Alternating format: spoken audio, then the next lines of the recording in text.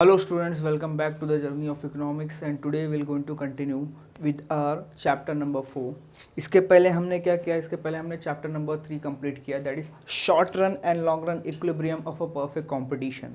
So perfect competition में equilibrium level कैसा होता है, मार्जिनल कॉस्ट और मार्जिनल रेवेन्यू के कॉन्सेप्ट को कैसे यूज़ करके हम अपने बिजनेस में डिसीजन मेकिंग कर सकते हैं and how we can maximize the profit, वो हमने पढ़ा था किसमें, परफेक्ट कंपटीशन के केस में, that is chapter number 3. And today will going to start with the new chapter number 4, that is nothing but the monopoly. Chapter number 4 of your business economics semester 2 FY BCom, monopoly. अब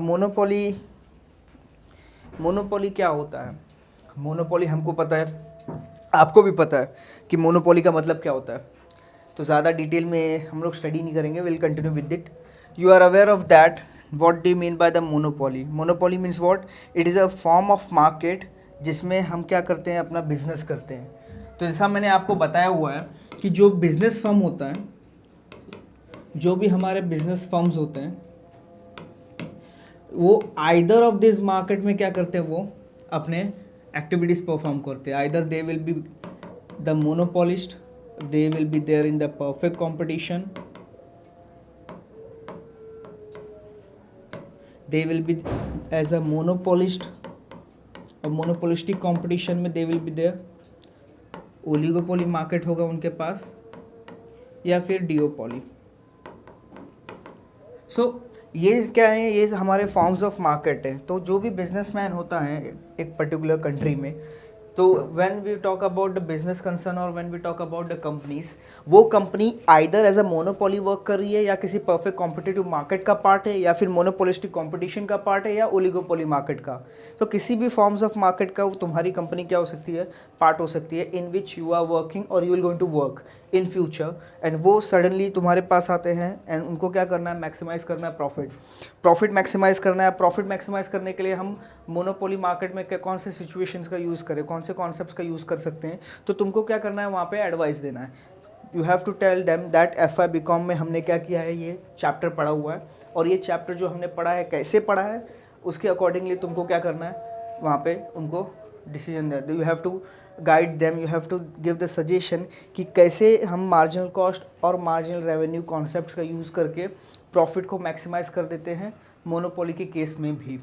So basically the monopoly, if you're going to see, in what we're going to see in this particular chapter, the meaning, feature, sources of monopoly, which is a very important, revenue analysis for the monopoly, and most important, equilibrium of a monopoly firm. अब equilibrium of a monopoly firm में आता है आपका short run equilibrium and long run equilibrium. Equilibrium is a situation, equilibrium point is a situation where the firm is maximizing the profit. Firm क्या कर रही है, बहुत ज़्यादा प्रॉफिट अर्न कर रही है, मैक्सिमाइज प्रॉफिट अर्न कर रही है. उससे ज़्यादा अगर प्रॉफिट अर्न करने की अगर फर्म सोचती है, तो उसके बाद क्या होता है, एक सर्टन पॉइंट के बाद firm will start suffering from the losses. अगर एक बियॉन्ड एक सर्टन पॉइंट के प्रोडक्शन करना ज़्यादा से ज़्यादा प्रोडक्शन करती है कंपनी, तो उसके आगे क्या होगा, उसे लॉस होगा. सो वो सिचुएशन हमको कहाँ है, हमको वहाँ आके रुकना है, हमें वहाँ आके रुकना है जहाँ पे हमारा प्रॉफिट क्या हो, मैक्सिमाइज हो. उसके आगे नहीं जाना है, उसके आगे जाओगे तो क्या होगा, लॉस होगा. सो जो मैक्सिमाइज प्रॉफिट वाला है, that is known as equilibrium point. Those equilibrium point we have to achieve. So let us start with it. What exactly is the situation? The first one, that is a meaning of monopoly. Meaning of monopoly पहले भी पढ़ा हुआ है हमने. You are aware of that. What exactly is this? Monopoly is another form of a market where there is only one seller, the most important single seller. Then in a pure or absolute monopoly, a monopolist controls the entire supply of a commodity for which there is a no substitute at all. हमको भी पता है monopoly में यहाँ पे competition नहीं होता, monopoly में यहाँ पे सब्सटीट्यूट गुड्स नहीं होते. जो कॉम्पिटिटिव गुड्स होते हैं, substitute goods means what, competitors नहीं होते, तो उनके गुड्स एंड सर्विसेज भी नहीं है हमारे साथ कम्पीट करने के लिए. So there is a no alternative for the consumer to purchase either from the one person और to the second person. So basically यहाँ पे कोई कॉम्पिटिशन नहीं है, कोई सब्सटीट्यूट नहीं है. बिकॉज ऑफ द कॉम्पिटिशन सिर्फ हमारा ही कमोडिटी है मार्केट में, कस्टमर्स को हमारे कमोडिटी ही, हमारे गुड्स एंड सर्विसेज ही क्या करना है, परचेज करना है. There after the case of a pure monopolist however is as rare as perfect competition. Example which may be very near to this situation may be found in the fully centralized economy where all the economic activities are totally under the control of the government. Obviously these are the totally control under the government. Monopoly सिर्फ नाम का monopoly है आजकल. If you going to see the monopoly सिर्फ नाम का monopoly रह गया है. अगर एक फर्म अपने मोनोपोली का पावर यूज़ करे for increasing the prices or for performing any kind of unfair trade practices, then the government is there. The government is there to control the entire market, to regulate the monopoly market and to take the decision जो कि एक monopolist को, जो कि एक single seller को मानना पड़ेगा. As a single seller, if I am performing something unfair and it is unfair for whom? For the customer. Customer के लिए अच्छा नहीं है. Customer ने क्या किया? Complaint file किया under the consumer court or with the government. So government will going to look into that particular case and government will going to take the decision regarding the same. तो यहाँ पे भी वही होता है कि the most important part is that कि पूरा market economic activity क्या हो रहा है, पूरा economic activity class government control कर रही है. In India the public utility services supplied by the government are close example of the monopoly. The close example of a monopoly is public utility services provided by the government. Railway facility है. Local authorities क्या करती है, BST they are providing you the facility of a bus. Water, electricity, this are the certain example जो तुम ले सकते हो monopoly के केस में. The usual monopolies are those where the sellers has a very substantial shares of a market and the commodity sold does not have a close substitute. A monopolist can control the both the supply and the prices. एक monopolist क्या कर सकता है, दोनों control कर सकता है. Supply भी कंट्रोल कर सकता है और प्राइस भी कंट्रोल सकता है. Why? Because only one seller is there and he will only going to decide the price and he will only going to decide the supply of a goods and services into the market. However, a rational monopolist who wants to maximize the profit would not control the both at the same time. And in the monopoly market, a monopolist is a price maker, not a price taker like a perfect competitive firm. सबको पता है, यहाँ पे हमने already पढ़ा हुआ है कि मोनोपोली के केस में एक इंडिविजुअल पर्सन क्या होता है, एक सिंगल सेलर प्राइस मेकर होता है, नहीं कि प्राइस टेकर. फीचर्स की बात करें, then will going to start with the features of a monopoly. जरा ध्यान देना. चालू करते हैं मोनोपोली के फीचर्स. फर्स्ट फीचर है, what is the first feature, you are aware of that class. The first feature is what, your single seller. Monopoly के case में क्या होता है, सबसे पहला खासियत मोनोपोली मार्केट का ये है कि इसमें सिर्फ एक ही सेलर होते हैं. There is only one seller, there is only single seller.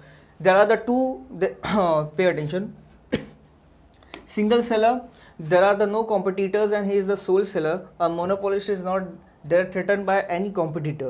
Since there is no competition, only individual seller is there, so he can decide the price and he can decide the supply of a goods and service. Then the next one is nothing but what exactly your, there is a no close substitute in case of a perfect competition. The commodity sold by the monopolist has no close substitute. Close substitute means what? यहाँ पे कोई competitor नहीं है जो हमारे goods and services के अलावा दूसरे goods and services मार्केट में सेल करे. और there is a no option for the consumer. There is a no alternative for the consumer. कोई other choice नहीं है consumer के पास, एक ही choice है, that is us.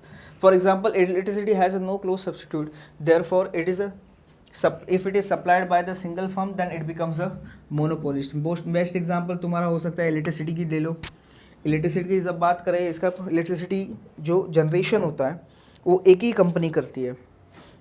So electricity is nothing but it is the process of electricity is divided to the few stages.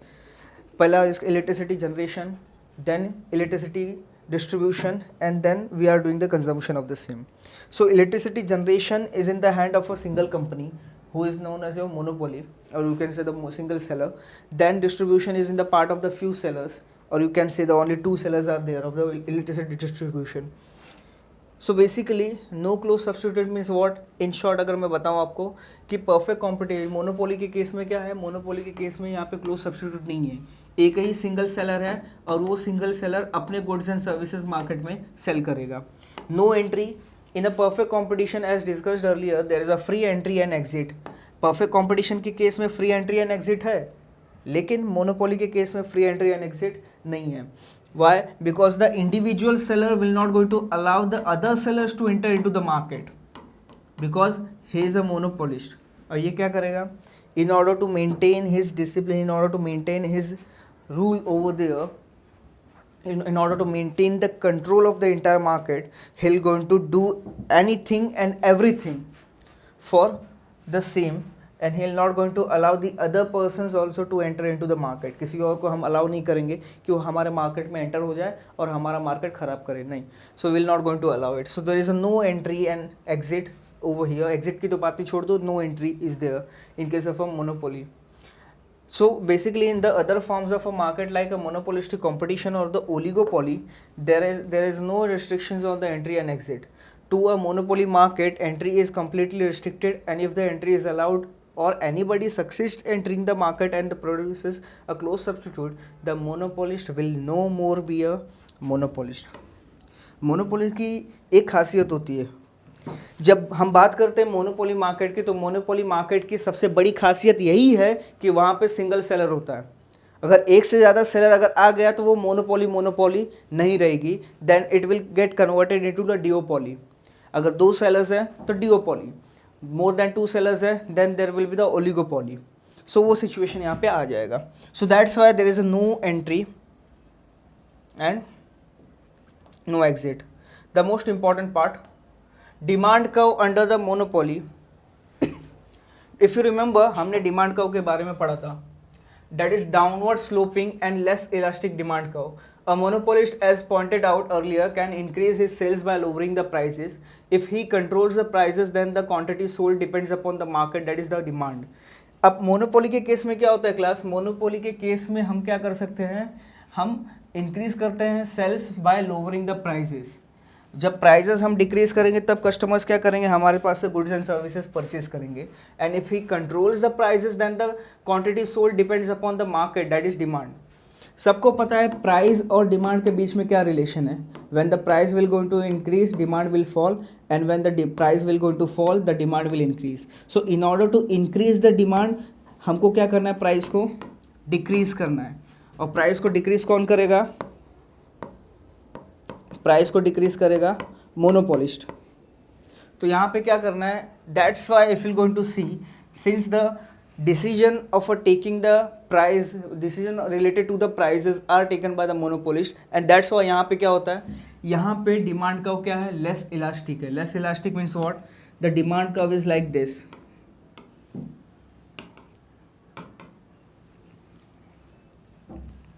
The demand curve is like, it's like less elastic, the demand curve. Less elastic means what? जब price तुम्हारा ज़्यादा change होगा तब जाके demand जो है थोड़ा बहुत चेंज होगा, क्योंकि यहाँ पे फिक्स डिमांड होता है गुड्स एंड सर्विसेज का. There is a fix demand for the goods and services से ज़्यादा चेंज नहीं होता. तो इसलिए यहाँ पे क्या होता है? यहाँ पे demand under the monopoly is less elastic, because क्योंकि कस्टमर्स के पास चॉइस नहीं है. जब कस्टमर्स के पास चॉइस होता है, जब कस्टमर्स के पास अल्टरनेटिव ऑप्शंस अवेलेबल होते हैं, जब कॉम्पिटिटर्स मार्केट में होते हैं, तब कस्टमर्स के पास चॉइस होता है. तो उस सिचुएशन में क्या होगा? उस सिचुएशन में कस्टमर्स अगर तुम्हारे गुड्स एंड सर्विसेज को परचेज नहीं करते हैं तो कस्टमर्स के पास अदर ऑप्शंस भी होते हैं परचेज करने के लिए. Other competitors, other companies are there. अगर मुझे एक कंपनी के गुड्स एंड सर्विसेज अच्छे नहीं लग रहे तो मैं क्या करूँगा? दूसरे कंपनी के गुड्स एंड सर्विसेज को परचेज करूँगा. And that is what exactly is your situation. तो यहाँ पे मोनोपोली के केस में क्या होगा? It is less elastic. Less elastic means what? Customers के पास चॉइसेस अवेलेबल नहीं है. तुम्हें एक ही फर्म से परचेज करना है, चाहे तुम आज परचेज करो या कल परचेज करो. You will going to purchase the goods and services from that particular firm only. तो यहाँ पे इसलिए क्या हो जाता है? तुम्हारा डिमांड जो है लेस इलास्टिक हो सकता है. मतलब लेस इलास्टिक का मतलब ये है कि तुम्हारा डिमांड फिक्स होगा. Demand for the goods and services of the single firm, single firm के गुड्स एंड सर्विसेज का डिमांड मार्केट में क्या होगा? एक तरह से फिक्स हो जाता है, क्योंकि कस्टमर और कोई ऑप्शन नहीं है उनके पास. तो कस्टमर्स न चाहते हुए भी तुमसे ही गुड्स एंड सर्विसेज का परचेज करेंगे. तो यहाँ पे डिमांड क्या हो गया? Less elastic. इलास्टिक डिमांड मतलब when the demand is elastic, it means what? Competitors are there. अगर तुम्हारे गुड्स एंड सर्विसेज पसंद नहीं आए कस्टमर्स को, तो customers will going to purchase it from the other peoples, from the other competitor, from other firm. अगर other firms और other companies के goods and services customer purchase करते हैं तो तुम्हारा डिमांड क्या होगा? Your demand will going to fall. और if customers are finding that your goods and services are more qualitative good, और जो तुम्हारे गुड्स एंड सर्विसेज का क्वालिटी अच्छा है as compare to the other competitors, तो वहाँ पे कस्टमर्स तुम्हारे गुड्स एंड सर्विसेज ज़्यादा परचेज करेंगे, तो अगेन तुम्हारा डिमांड क्या होगा, सडनली इंक्रीज हो जाएगा. So when there is a more fluctuations और देयर इज़ अ चांसेस कि आज हमारा गुड्स सेल होगा कि नहीं होगा या ज़्यादा होगा, that is the thing but the flexibility और कौन से the elasticity. So elastic demand is there in case of a perfect competition, and over here in case of a monopoly, it is what, less elastic. So basically less elastic is means what, it is the same as I have told you. So over here, if you're going to see, demand curve is less elastic. Less elastic means what, it's steeper. Demand curve explains that change in the price affects the sales only marginally, means ज़्यादा change नहीं होगा demand में. Demand जो है, suppose if my price is changing, suppose this is my price and this is my quantity, when I am changing the price by this much proportion, my demand quantity is changing by this much proportion only. देखो कितना ज़्यादा price के fall करने, when the price is decreasing, कितना price के गिराने के बाद हमारा डिमांड क्या हुआ, थोड़ा सा इंक्रीज हुआ. कहाँ पे, in case of a perfect competition, in case of a monopoly. So monopoly के केस में क्या होता है, डिमांड का वो आपका स्टीपर होता है. ज़्यादा प्राइस चेंज करने पे मार्जिनली तुम्हारा क्वांटिटी क्या होगा, चेंज होगा, which indicates low elasticity of demand, जो कि बहुत इंपॉर्टेंट टॉपिक है, बहुत इंपॉर्टेंट पार्ट है यहाँ पे. Now the next one, the next feature and the last feature is no distinction between the firm and industry. यहाँ पे डिस्टिंग्विश अगर करें तो फर्म और इंडस्ट्री के बीच में क्या है, डिस्टिंग्विश है ही नहीं, क्योंकि वो पर्टिकुलर इंडस्ट्री में, in that particular industry there is only one firm. What do mean by the concept of industry? Industry is nothing but the that concept under which all the firms will come, those who are producing the same kind of a goods and services. वो जितनी भी companies हैं same type के goods and services और similar goods and services का production करते हैं, similar goods and services का प्रोडक्शन करते हैं. जितनी भी कंपनीज हैं उनको अगर एक साथ मिला ले, अगर एक साथ हम उनको क्लब करते हैं, so will going to call it as a industry. The best example you can take of the first one is your Airtel, Vodafone Idea, Jio, MTNL. Individually they are known as firm, but collectively they are known as which industry? Telecommunication industry or telecom industry. So this is the difference between the firm. Firm means what? Individual company, and industry means it consists of all the firms. जितने भी firms है, जितने भी companies है, सबको एक साथ मिला दिया जाए तो हो जाता है आपका firm. There are the certain sources of monopoly power. So यही है, तो यहाँ पे क्या है, individual monopoly के केस में there is only the single seller. So that's why because of the only single seller is there, so entire industry भी क्या होता है, वो single seller ही होता है. So when we call it as a industry or the firm, एक ही single seller है तो वही इंडस्ट्री है वहाँ पे, और वही क्या है वहाँ पे, फर्म है. So likewise if you going to see the next topic which is nothing but the sources of a monopoly power. ये हमारा क्या है, नेक्स्ट टॉपिक है, sources of monopoly power. What are the sources of a monopoly power? Why the firms are enjoying the power of a monopoly? एक particular firm, why that particular firm, we are calling that firm as a monopolist.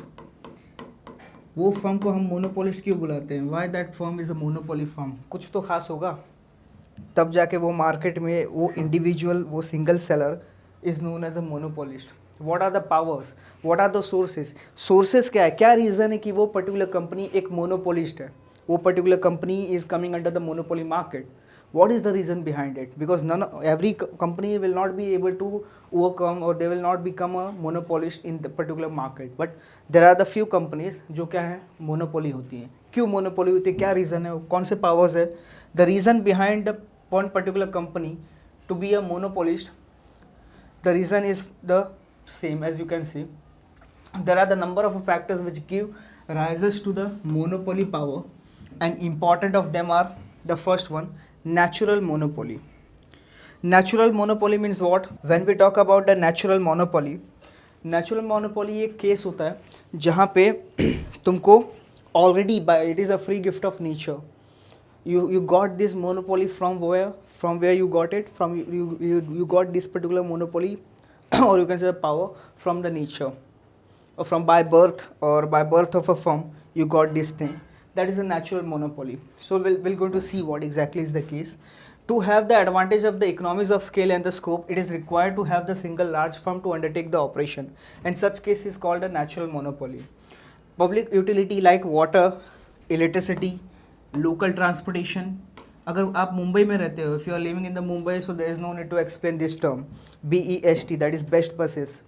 जो हमारे local buses होती हैं मुंबई में, being a Mumbaikar we are aware of that कि B BEST की जो buses होती हैं वो क्या होते हैं. That is also an example of a monopoly which is run by the BMC. These are the example of this type of a monopoly, and such a cases to have a more than one or many supply would lead to this duplication of the supply lines and the higher cost. So in short, if I say to have this advantage of the economies of scale and the scope, one large firm will going to perform this activity. एक large firm जैसे government ही ले लो, government transportation facility provide कर रही है, बेस्ट की buses है, Indian railways are there, then local trains are there in the Mumbai. This are the best example you can take of a natural monopoly which is run by the government. Obviously it is a free of cost, और not a free of cost, it is for the social welfare of the people which the government is doing it. In such a case, to have a one or many suppliers would leads to the duplication of the supply lines and the higher cost. And under such a circumstances, the government itself become a single supplier or allows a single private firm to operate with the price regulation by the government, so that single firm would not exploit the consumer. कभी कभी ऐसा होता है कि अगर many suppliers will come into that market, बहुत सारे suppliers आ गए वो मार्केट में, बहुत सारे फर्म्स आ गए वो मार्केट में, तो वो मार्केट में बहुत सारे जो फर्म्स आए हैं वो क्या करेंगे, वो गुड्स एंड सर्विसेज का प्रोडक्शन करेंगे. लेकिन जब other firms, when other firms will come, दूसरी कंपनी आके अगर वो same goods and services manufacture करती है तो उनका कॉस्ट ऑफ प्रोडक्शन क्या होगा, हाई होगा. You can take the example of Indian Railways only. Railways कितना चार्ज करिए, लोकल ट्रेन का कितना फेयर है, how much is the fare. Local train का ऑन एन एवरेज अगर तुम चर्च गेट से बोरीवली जाते हो, it will cost you around 15 और 20 rupees, not more than that. For the one way it is 15 to 20 rupees cost आएगा तुम्हारा, पूरा चर्च गेट से लेकर तुम बोरीवली क्या कर सकते हो, घूम सकते हो.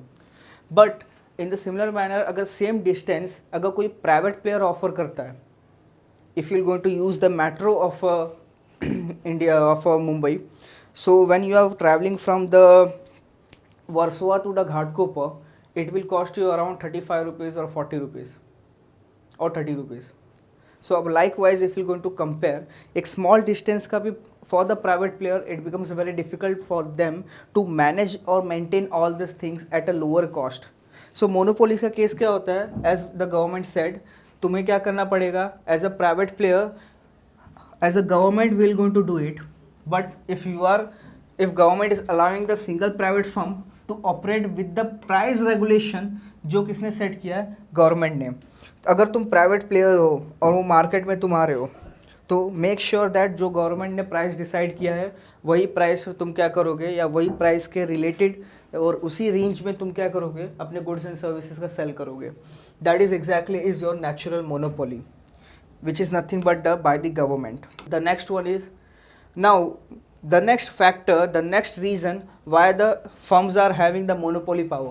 एक फर्म के पास मोनोपोली पावर कहाँ से आ गई, तो उसका एक और रीज़न है, that is nothing but your critical input. Critical input means what, जो कंपनी की जगह है, जो कंपनी है, जो कंट्री है, उसके पास बहुत सारे जो है क्रिटिकल इनपुट्स हैं, like gold, silver, crude oil. These are the examples you can take of it under the critical inputs. Best example you can take of a Gulf countries only class. Now Gulf countries के पास क्या है, if you're going to see the Gulf countries, उनके पास petrol, बहुत सारे crude oils हैं, बहुत सारे उनके पास पेट्रोलियम है, बहुत सारे अदर आर्टिकल्स है. They have the more gold, they have the more silver. Why? Because that is nothing but kind of they got it from the free, it is a free gift of nature. और उन्हें क्या किससे मिला, उन्हें nature से मिला है. तो जो चीज़ें उन्हें नेचर से मिली हुई हैं वो चीज़ें क्या होती हैं, that is nothing but a critical input. So gold and the crude oil is a critical input and they are supplying this critical input to the other companies and to the all the world. That's why it is known as what your control over the critical input. अगर तुम्हारा control है किसी ऐसे input पे, किसी ऐसे चीज़ों पे जिसका डिमांड जो है ऑल ओवर द वर्ल्ड है, तो वो पर्टिकुलर फैक्टर, वो पर्टिकुलर बिजनेस में क्या होगा, तुम्हारा मोनोपोली होगा.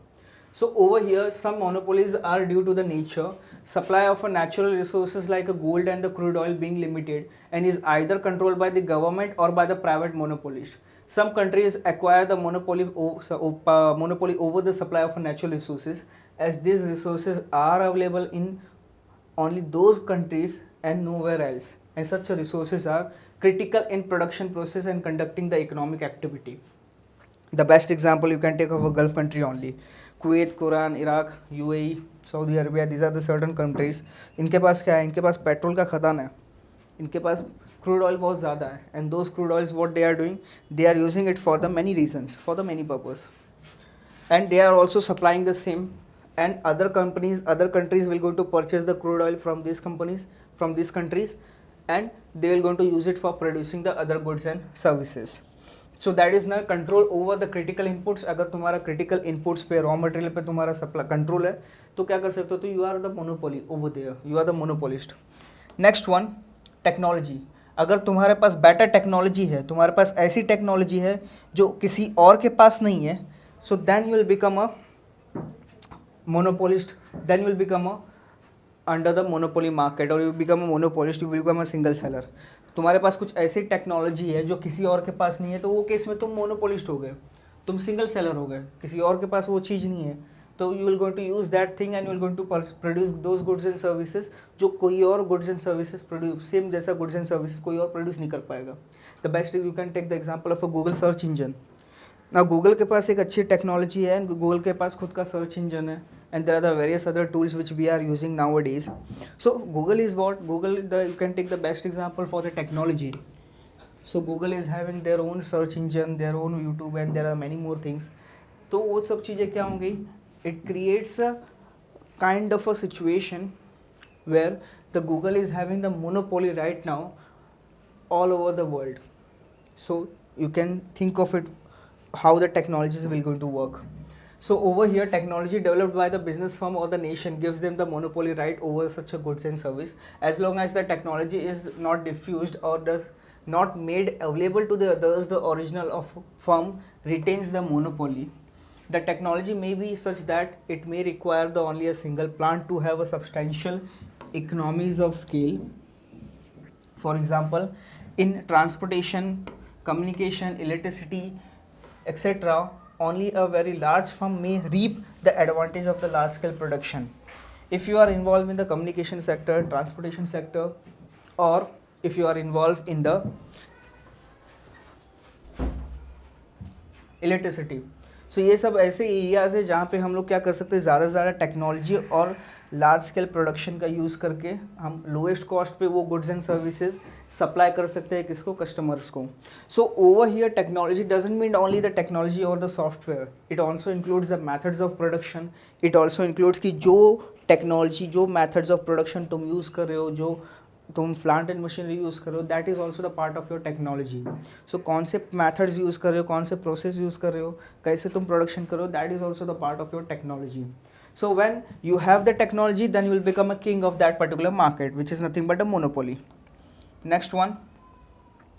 So the next one, if you're going to see, the next one is nothing but the legal protection. Now monopoly power कहाँ से आएगी, जब तुम्हारे पास legally कुछ protection है, जब government तुम्हें legally protect कर रही है. When the government is protecting you legally and diffusing or restricting the other persons to produce the same kind of a goods and services, वो केस में क्या होगा, तुम्हारे पास लीगल मोनोपोली आया, वो केस में तुम्हारे अंदर मोनोपोली पावर आएगा. Monopoly, legal monopoly means what, तुम्हें लॉ ने प्रोटेक्ट किया है कि तुम्हारे जैसे गुड्स एंड सर्विसेज कोई और बना नहीं सकता, और कोई और अगर तुम्हारे जैसा गुड्स एंड सर्विसेज बना के मार्केट में सेल करता है, तो you can take the legal action against those peoples. So because with the help of the patent rights, trademarks and the copyrights, license, etc., it gives the monopoly power to the person and the firms who have introduced the such a commodity. Suppose मैं एक नए commodity का invention किया और मैंने वो goods and services market में क्या कर रहा हूँ, I am using it. And I am producing it, I am selling it into the market, and same कोई और पर्सन आके same goods and services production करना चालू करे तो वहाँ पे थोड़े डिस्प्यूट्स हो जाते हैं। इसलिए मैं क्या करूँगा, जो गुड्स एंड सर्विसेज का प्रोडक्शन मैं कर रहा हूँ जो मार्केट में न्यू है उसे मैं क्या करूँगा, रजिस्टर करा दूँगा गवर्नमेंट पे under the intellectual property right.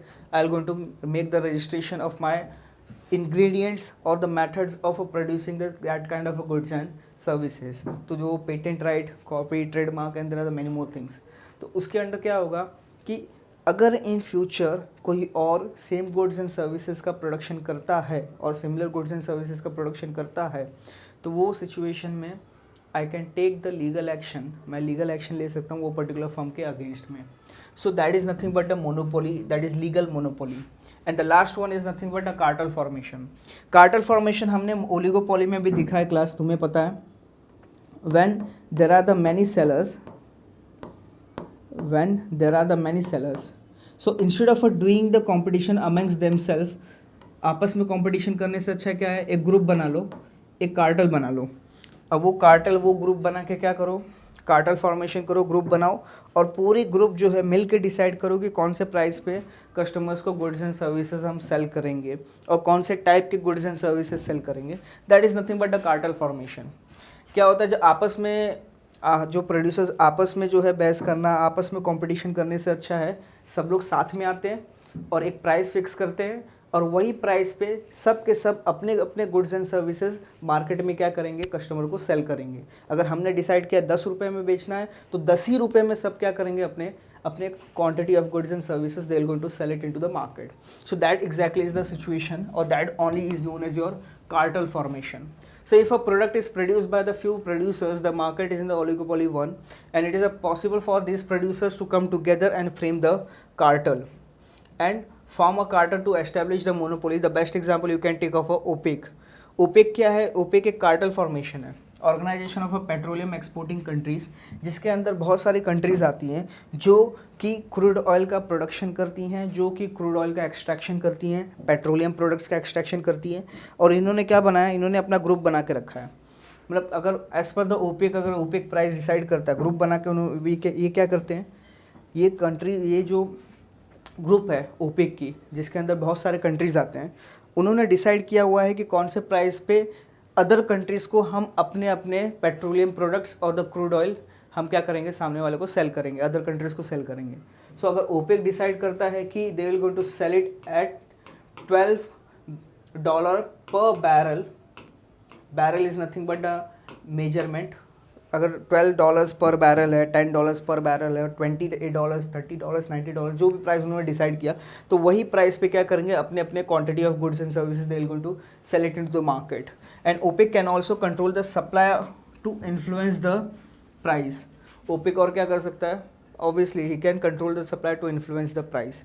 And the next one और the last one, it's nothing but what your pricing policy. Now price policy sometime will going to determine your in your case it will going to determine the monopoly power, कि कहाँ से तुम्हें power आए कि तुम क्या कर सकते हो, you become a single seller. A firm may follow a limiting price policies, that is a firm which does not attract the new firm. This may be combined with the aggressive or the heavy advertisement and or continuous product differentiation. Such practices prevents the new entry and gives the monopoly power to the existing firm. Cartels may adopt this policy to acquire the monopoly power. The best example of it you can take over the airline sector by forming the cartel if permitted by law, and may also adopt the such pricing policy. तो इसमें क्या होता है, बहुत सारे firms आते हैं, बहुत सारे फर्म्स क्या करते हैं, मिलके अपने प्राइसेस डिसाइड करते हैं और वो स्ट्रैटेजी, वो प्राइसिंग की पॉलिसीज़ वो अपने आप में डिसाइड करके क्या करते हैं, फिनिश करते हैं। So this is how what we can do. This is how we have completed in this particular lecture. हमने फीचर्स और sources of monopoly power cover किया है, जो कि बहुत इंपॉर्टेंट पार्ट था हमें समझने के लिए कि एक फर्म जो है how that firm becomes a monopolist, which kind of a power that firm is having and which kind of a situations are there. So वो हमने कवर कर ली. So in the next lecture we are going to continue with our upcoming session, which is a very important one, revenue generation under the monopoly. So now we're going to wind up for the day and we'll continue in the next lecture. Thank you.